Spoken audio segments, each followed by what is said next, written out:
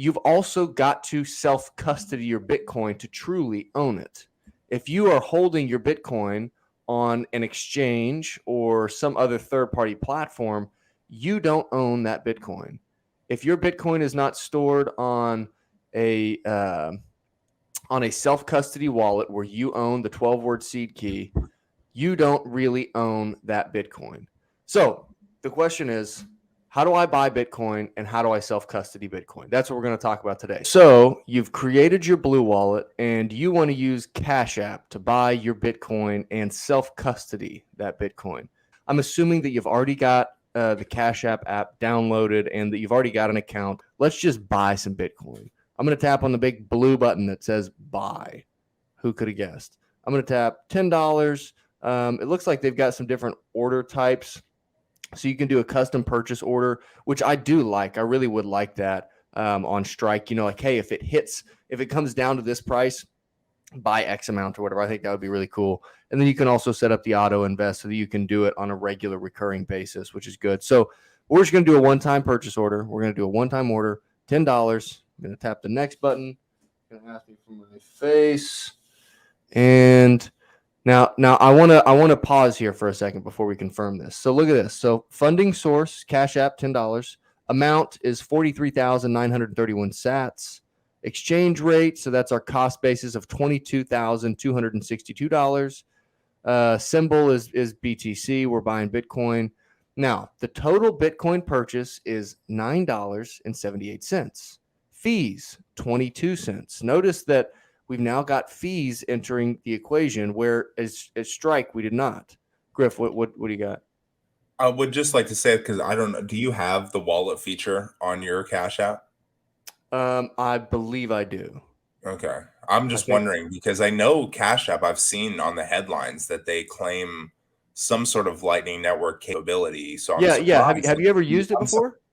I have used it. I've used my wallet. I'm just surprised, like when you just bought that $10 right there, like I'm surprised there was that high of a fee, because if you know on Strike, they use same thing, Lightning rails to carry out all of their payments, and there's no fees because it's kind of the point. The only fee you pay with Strike is when you send it to the layer one, you lose some Satoshis to the miners. I'm more or less like, you don't even see how much Strike takes. So let's finalize that purchase here. So again, buy, I'm going to do a one-time order. I'm going to do that $10. Next, I'm going to ask for my face again. And now, after we've looked through those terms here, right, wanted to make sure that we pointed out the fees there. I'm going to confirm the purchase. And it is now we've purchased 43,000 sats. I'm going to tap done. And now it shows that we own $9.78 worth of Bitcoin. So now you can see we've got some options here that we did not have previously. We've got a buy, a sell, and we've got a similar logo as Strike did. It's in the shape of kind of a paper airplane, where we can send Bitcoin via the Lightning Network, via the Bitcoin Network rails. And we're going to do a very similar process to what we did with Strike. So I'm going to go back to Blue Wallet initially, because I know that we're going to need that same code that we copied when we did Strike. I'm going to tap this receive button down here at the bottom, and I'm going to tap on that long string of letters and numbers, and it's going to copy to my clipboard. And now I'm going to come back to Cash App, and I'm going to tap on that button on the far right that looks like a triangle or paper airplane, whatever you want to call it. I'm going to tap on that sucker, and I'm going to it shows all my sats available up at the top, 43,000. I'm going to just type in that number. It might make me reduce it for a network fee or something. I don't know. Let's see. So I'm going to send. And so right here it says that I can put a name, I can put a cash tag, or I can put a BTC address. So right there is where I'm going to tap, and I'm going to paste, and there's my Bitcoin address. Now I can add a note in here. Let's just call it a test, and I'm going to say done. I'm going to say that it is a Bitcoin wallet address, and I'm going to tap next.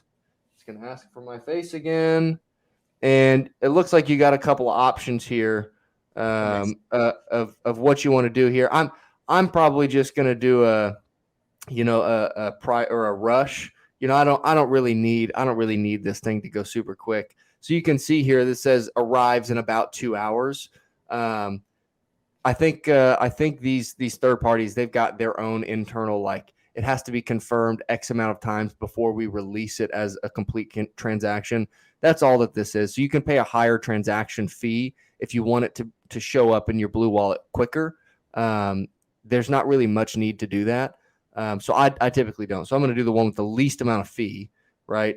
So the fee on this is 4,600 Satoshis, or $1.03. So I'm going to tap next, and insufficient Bitcoin balance. So now I have to, dadgummit. Okay, so I kind of skipped a step there. It reduced the amount that we were sending because it was utilizing some of that to pay for the transaction fee. That's all that it did. Kind of skipped over that quick. Shouldn't have done that. But either way, it automatically does that for you. I tapped reconfirm, right? And now it has initiated that withdrawal of those Satoshis. So I'm going to tap done. And now you can see that I no longer have any Bitcoin up here. And here in about 2 hours is what it claims. We should see that transaction pop up here in the Blue Wallet. Let's update. Oh, look, there's our purchase from CashApp coming through. So it is pending right now. So it says 0 confirmations, but the network has seen it. So that's kind of This guy's going to want to cut. This guy wants to cut. Real estate agent's going to take 20% off the top. Get the fuck out of here.